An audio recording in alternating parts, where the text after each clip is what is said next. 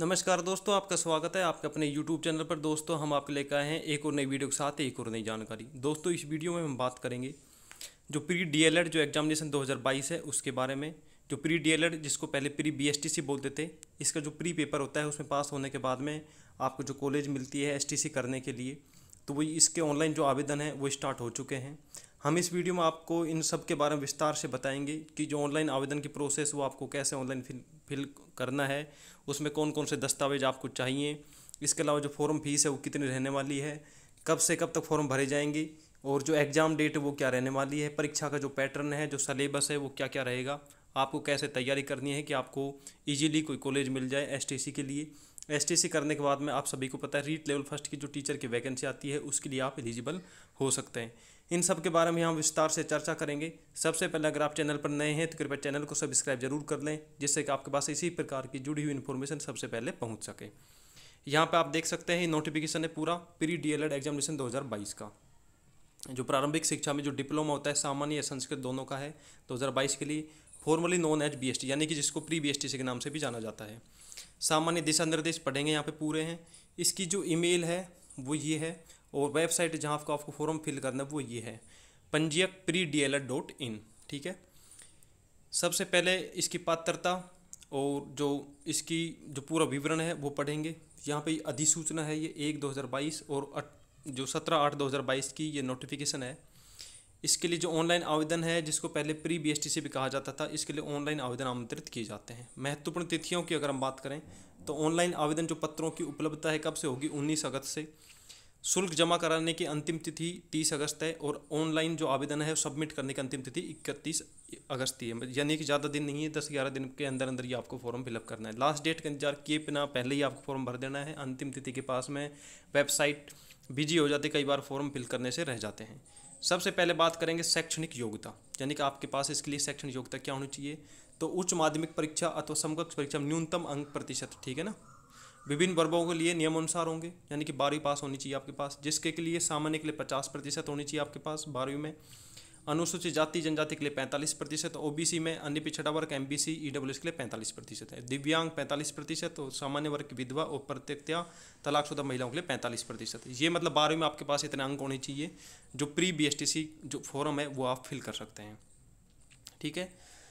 यहाँ पे लिख रखा है कि वांछित न्यूनतम प्राप्त अंक प्रतिशत के नाम एक अंक भी कम स्वीकार्य नहीं होगा, यानी कि अगर किसी को 49.99% है, 44.99% अंक, तो वो अयोग्य माने जाएंगे। यानी कि अगर आपकी ओबीसी में है और आपको 45% कंपलसरी है, अगर आपके 44.99% भी परसेंटेज है तो भी आपको इसके लिए अयोग्य माना जाएगा। ठीक है।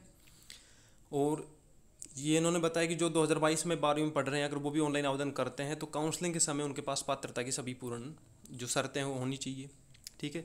आवेदक की जो आयु 1 जुलाई 2022 को 28 वर्ष से अधिक नहीं हुई हो, ठीक है ना। जो आपकी एज है 2022 1 जुलाई 2022 को 28 वर्ष से अधिक नहीं होनी चाहिए।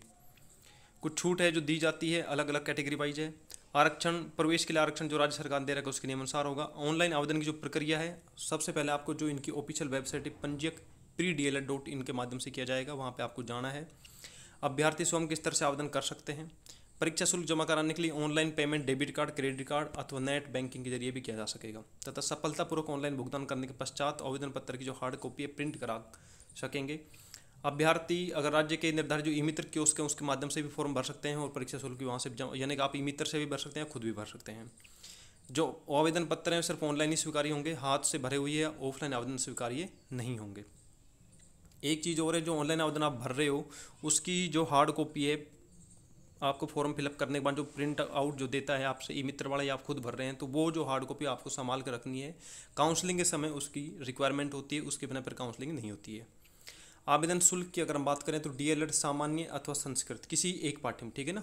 एसटी से अगर आप संस्कृत से करना चाहते हैं या सामान्य से तो 450 रुपये फीस है, और अगर दोनों पाठ्यक्रमों से करना चाहते हैं तो 500 रुपये फीस है, ठीक है ना। और इस प्रवेश पूर्व परीक्षा का शुल्क किसी भी दशा में मतलब रिफंडेबल नहीं होगा। परीक्षा संबंधी जो भी सूचना होगी वो आपको एसएमएस के माध्यम से दी जाएगी, यानी कि आपको जो रजिस्ट्रेशन के समय जो मेल आईडी और मोबाइल नंबर दें वो एक्टिव देने चाहिए, जिससे कि आपके पास लगातार जो अपडेट मैसेज मिलते रहेंगे।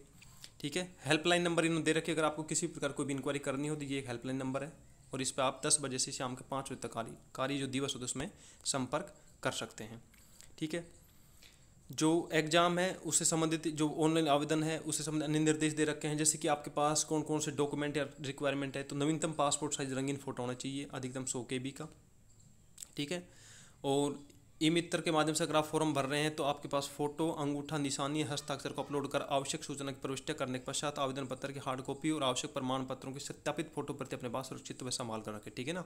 जैसे आपकी 10वीं 12वीं जो मार्कशीट है उनकी फोटो कॉपी भी अपने पास संभाल कर रखनी है। काउंसलिंग के समय प्रवेश हेतु संस्था में जमा करवाना होगा। जो आपकी हार्ड कॉपी है वो भी ऑनलाइन एप्लीकेशन की, ठीक है। और पूरी सावधानी करनी है, आपको कोई गलती नहीं हो, क्योंकि गलती अगर हो जाती तो लास्ट टाइम पे आपको दिक्कत आती है फिर उसमें। परीक्षा केंद्र के चयन हेतु जिलों नाम की सूची आवेदन पत्र में दी गई है ना। कि आप ऑनलाइन एप्लीकेशन फ्रेमिंग जो फिलअप करेंगे तो वहाँ पे आपको एग्जाम सेंटर के लिए वो डिस्ट्रिक्ट आप सेलेक्ट कर सकते हैं, आपको कौन सा एग्ज़ाम सेंटर चाहिए, ठीक है। और उसके बाद में परीक्षा का जो ऑनलाइन वेबसाइट है वो यहीं पे भरना है आपको। और परीक्षा के लिए फिर इसको प्रवेश पत्र कार्यालय द्वारा डाक से नहीं भेजा जाएगा। वो प्रवेश पत्र जो है परीक्षा के लिए वो भी आपको ऑनलाइन ऑफिशियल वेबसाइट पर ही अपडेट होगा, वहीं से आपको डाउनलोड करना होगा, ठीक है ना। जो एग्ज़ाम जो करवा रही है वो आपके बार बीकानेर जो शिक्षा विभाग है वहाँ करवा रहे हैं, तो सभी प्रकार के जो संबंधित विवाद हैं तो वो बीकानेर जिला न्यायालय ही होगा, ठीक है ना। शैक्षणिक योग्यता राष्ट्रीय अध्यापक शिक्षा परिषद के मापदंड अनुसार होना अनिवार्य है, ठीक है। प्रवेश के लिए आरक्षण के प्रावधान राजस्थान सरकार के नियम अनुसार होंगे, ठीक है। और इस प्रकार कुछ नोटिफिकेशन दे ही रखी है। एज हमने बताई दी आपको, 12 मतलब 28 वर्ष अधिक नहीं होनी चाहिए आपकी। और इसके अलावा आपके पास अगर आप कैटेगरी किसी में भी आते हैं जैसे EWS, MBC, OBC हैं तो आपके पास उसका सर्टिफिकेट होना चाहिए। जाति प्रमाण पत्र जो है, राजस्थान मूल निवास का प्रमाण पत्र होना चाहिए, ठीक है ना। इसके अलावा क्रिमिलियर में नहीं होने का जो शपथ प्रमाण पत्र, अगर क्रिमिलियर में नहीं है आप या क्रिमिलियर में हैं तो अगर क्रिमिलियर में नहीं है तो आपको शपथ पत्र देना होगा, ठीक है ना, जो 3 वर्ष तक लागू होता है। और अगर महिला है और जिसको मृत्यु प्रमाण पत्र या पुनर्विवाह नहीं करने का शपथ पत्र देना पड़ेगा, ठीक है ना, विधवा महिला को। और अभ्यर्थी की तलाकशुदा या परित्यक्ता महिला होने की सक्षम न्यायालय द्वारा प्रमाणित जो डिग्री तथा पुनर्विवाह नहीं करने का शपथ पत्र भी आपको देना पड़ेगा। इस प्रकार के कुछ नोटिफिकेशंस में इन्होंने वो इंस्ट्रक्शन दिए हैं, ये आपको ध्यान से पढ़ने हैं। ये सभी जो इंस्ट्रक्शन है हम अपने जो टेलीग्राम चैनल है वहाँ पे भी ये PDF डाल देंगे, वहाँ से भी आप इनको डाउनलोड करके और पढ़ सकते हैं, ठीक है। परीक्षा जो आयोजन की प्रक्रिया है तो इन्होंने बता रहा कि परीक्षा जो प्रवेश पत्र है 7 दिन पहले आएंगे, परीक्षा तिथि से 7 दिन पहले। परीक्षा के अंदर पर आपको आधा घंटा पहले पहुँचना है। और उसके बाद में परीक्षा जो आप डिस्ट्रिक्ट जो सेंटर सेलेक्ट करेंगे वहीं उसी डिस्ट्रिक्ट में आपको एग्ज़ाम दिया जाएगा, वही सेंटर आपको लोकेट होगा। प्रश्न पत्र की अगर बात करें हम तो प्रश्न पत्र 4 खंडों में विभाजित होगा। कुल प्रश्नों की संख्या होगी 200, ठीक है। ऑब्जेक्टिव क्वेश्चन होंगे, सभी प्रश्नों के अंक समान और प्रत्येक प्रश्न 3 अंक का है, किसी भी प्रकार का नकारात्मक अंकन नहीं होगा, ठीक है ना। यानी कि 200 क्वेश्चन है, टोटल जो पूर्णांक रहेगा 600 नंबर का रहेगा और इसमें किसी भी प्रकार की नेगेटिव मार्किंग नहीं होती है। पेपर का जो पैटर्न है 4 भागों में डिवाइड रहेगा। कौन कौन से हैं? सबसे पहला ए पार्ट है मानसिक योग्यता, दूसरा है राजस्थान की सामान्य जानकारी, तीसरा है शिक्षण अभिक्षिकता और चौथा में अंग्रेजी, संस्कृत और हिंदी लैंग्वेज हैं, ठीक है ना। 50 क्वेश्चन मानसिक योग्यता के 150 नंबर के, राजस्थान की सामान्य जानकारी 50 क्वेश्चन 150 नंबर के, शिक्षण अभिक्षिकता 50 क्वेश्चन 150 नंबर के, 450 नंबर तो ये हो जाएंगे। अंग्रेजी 60 नंबर की, संस्कृत 90 नंबर की और हिंदी 90 नंबर की, ठीक है ना। इस प्रकार ये आपका 180 240 नंबर ये हो जाएंगे यहाँ से, ठीक है। अब प्रश्न पत्र संबंधी सूचना की अगर बात करें तो जिसमें द जो 3 उपखंडों में डिवाइड है, ठीक है ना। उपखंड फर्स्ट अंग्रेजी भाषा जो है सभी आवेदकों को हल करना आवश्यक होगा, ठीक है ना। और संस्कृत और हिंदी में से हिंदी अगर आपने संस्कृत चूज किया तो आपको संस्कृत, नहीं तो हिंदी आपको करना है। तो 150 नंबर आपको इस प्रकार यहाँ से मिलेंगे, ठीक है ना। हिंदी या इंग्लिश में से एक लेना है आपको, हिंदी या संस्कृत में से। अंग्रेजी जो है कंपलसरी है सबके लिए 60 नंबर की। 90 नंबर जो लैंग्वेज है संस्कृत या हिंदी, इसमें से संस्कृत जो ST से संस्कृत से करना चाहते संस्कृत से सोल्व करेगा और हिंदी वाले हिंदी का क्वेश्चन सोल्व करेंगे। इस प्रकार है टोटल अपना जो क्वेश्चन है 600 नंबर का पेपर हो जाएगा, ठीक है ना। और OMR शीट पे ऑफलाइन जो पेपर होता है आपको यहाँ पे काला या नीला पेन से आपके गोले काले करने हैं, उसमें कोई गलती नहीं करनी है। रोल नंबर भरते समय, क्वेश्चन आंसर करते समय किसी प्रकार के आप गलती कर देंगे तो उसके नंबर कटते हैं, या अगर एक क्वेश्चन में एक से ज़्यादा गोले काले कर देंगे तो क्वेश्चन गलत माना जाता है, आपका काउंट नहीं होगा। अब अगर हम बात करें पाठ्यक्रम की जो संक्षिप्त रूपरेखा है, क्या क्या वो आपका पैटर्न रहने वाला है एग्जाम का उसकी, तो सबसे पहले जो पहला पार्ट दे रखा है मेंटल एबिलिटी का, इसमें 50 क्वेश्चन 150 नंबर के हैं। तो इसमें क्या आएगी? रीजनिंग आएगी। एनालॉजी मतलब दो वस्तुओं की आंशिक समानता या समरूपता कैसी होती है, जैसे कोई भी क्वेश्चन ऐसे देंगे जिसमें समरूपता हो, मतलब जैसे 3 चीज़ें एक सेम होंगी चौथी डिफरेंट होगी, तो वो आपको वहाँ पे छांटनी है। ठीक है। डिस्क्रिमिनेशन जो होता है विभेदीकरण, ये भी सेम वही है। रिलेशनशिप संबंधता है, जैसे कई बार जो संबंध पूछते हैं, उसके चाचा के बुआ की लड़की का उसके साथ क्या रिलेशन, ऐसे जो संबंध होते हैं। एनालिसिस जो विश्लेषण होता है। लॉजिकल थिंकिंग मतलब तार्किक चिंतन, ठीक है। तो ये 50 क्वेश्चन आएंगे 150 नंबर के। जनरल अवेयरनेस ऑफ राजस्थान, यानी कि राजस्थान की सामान्य जानकारी, यानी कि राजस्थान का जो हिस्ट्रिकल एस्पेक्ट मतलब ऐतिहासिक पक्ष, कौन कौन से राजा थे, इतिहास क्या था, कहाँ कहाँ किनका शासन रहा था, पूरा हिस्ट्री जो अपनी है, ठीक है ना। मेवाड़ की है, मारवाड़ की है, अपने झुंडाड़ की है, सब राजाओं की जो हिस्ट्री है उससे मतलब इंपॉर्टेंट जो टॉपिक्स क्वेश्चंस होते हैं वो पूछे जाएंगे। पॉलिटिकल एस्पेक्ट, राजनीतिक पक्ष जो पक्ष होते हैं। आर्ट, कल्चर एंड लिटरेचर, ठीक है ना, कला, संस्कृति और साहित्य। यहाँ पे पहले कौन कौन सी कलाएँ थी, कैसा संस्कृत था, यहाँ का पहरावा, खान पीन, यहाँ के क्या क्या सारे सिस्टम थे। साहित्य जो कौन कौन सी किताबें हैं, कौन कौन से लेखक हुए थे, ठीक है। आर्थिक पक्ष मतलब यहाँ का अपना जो इकोनॉमिक जो एस्पेक्ट है, यानी कि यहाँ पे जो कमाई क्या है राजस्थान की, कितने कितने खान खजाने हैं, कहाँ से हमारे इनकम सोर्स हैं। जियोग्राफिक मतलब भौगोलिक पक्ष, भूगोल मतलब नदियाँ हैं, जो अपने झील हैं, खारे पानी की झीलें हैं, तालाब हैं, बांध हैं, ये सब बावड़ियाँ हैं, ये सब इनमें पूछी जाएंगी।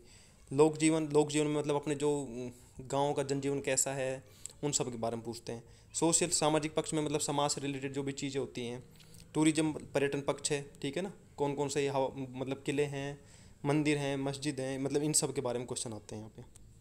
टीचिंग एप्टीट्यूड, शिक्षण अभिगम जो है, इसमें वो शिक्षण की अधिगम पूरक क्या है, मतलब शिक्षण अधिगम क्या होता है, नेतृत्व गुण क्या है, सृजनात्मक, ये पूरे मतलब 50 क्वेश्चन आएंगे 150 नंबर के। लैंग्वेज की जो चौथा पार्ट है, इसमें से इंग्लिश सबके लिए कंपलसरी है, तो 20 क्वेश्चन आएंगे 60 नंबर के, जिसमें कंपैरिजन स्पोर्टिंग एरर्स, ठीक है ना, यानी कि एक पैसा जाएगा उसमें से क्वेश्चन छांटने।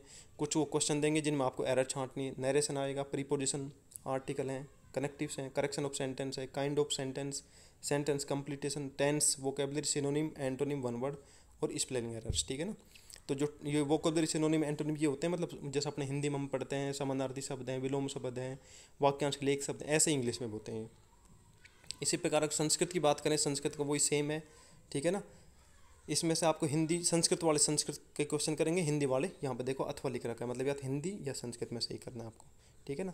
तो संस्कृत में वही है, स्वर है, व्यंजन है, शब्द का रूप, धातु रूप, उपसर्ग, प्रत्यय, संधि, समास, लिंग, वचन, विभक्तियाँ, कारक ज्ञान, वही सेम सारे के सारे टॉपिक हिंदी में है।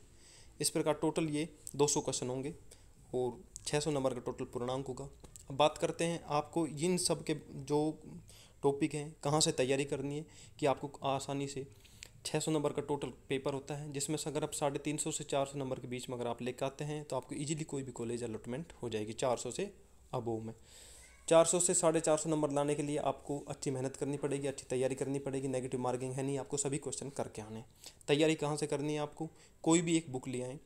लक्ष्य की आती है अपने राजस्थान में, ठीक है, सबसे बेस्ट बुक है लक्ष्य की बुक, आप पढ़ लीजिए, बार बार रिवाइज कीजिए उसके। इसके अलावा जो भी प्रीवियस अब तक जो एसटीसी के पेपर हुए हैं, कोई भी पब्लिकेशन की एक बुक मिल जाएगी आपको, उसमें प्री बीएसटीसी के जो अब तक सारे पेपर हुए हैं उनको एक बार ज़रूर सोल्व करके जाएं। उनको सोल्व करने से क्या, ज़्यादातर क्वेश्चन रिपीट होते हैं, तो आप इजीली आप 400 नंबर से अबोव मतलब गेट कर देंगे अगर आप इसी पैटर्न से अगर आप तैयारी करते हैं। तो पिछले पेपर कैसे आते थे, क्वेश्चन कैसे पूछे जाते थे, अब हमें कौन सी बुक में से क्या क्या पढ़ना है। लक्ष्य की बुक आती सबसे अच्छी बुक है, ठीक है ना। एक बुक लिया ना आप, गाइड लक्ष्य की सबसे अच्छी आती है। इसके अलावा अन्य पब्लिकेशंस की जैसे राय पब्लिकेशन की भी आती है। इसके अलावा एक दो जो आपको अच्छी लगे एक बुक लिया ना, बस उसको बार बार रिवाइज करते रहना। तो इस प्रकार हमने इस वीडियो में सभी चीज़ें बताने की कोशिश की है। फिर भी अगर आपको कोई डाउट हो तो आप हमें कमेंट करके पूछ सकते हैं। और अगर आपने अभी तक चैनल को सब्सक्राइब नहीं किया है तो कृपया चैनल को सब्सक्राइब जरूर कर लें। इसके अलावा टेलीग्राम चैनल पर ये PDF डाल दी जाएगी, वहाँ से भी आप इनको चेक कर सकते हैं। और अन्य कोई आपका कोई भी क्वेश्चन हो तो आप कमेंट में या हमारे टेलीग्राम चैनल पर सीधा हमसे आप कांटेक्ट कर सकते हैं, वहाँ पे मैसेज कर देंगे, आपको वहाँ पे रिप्लाई मिल जाएगा। धन्यवाद दोस्तों, thank you, all the best, good bye.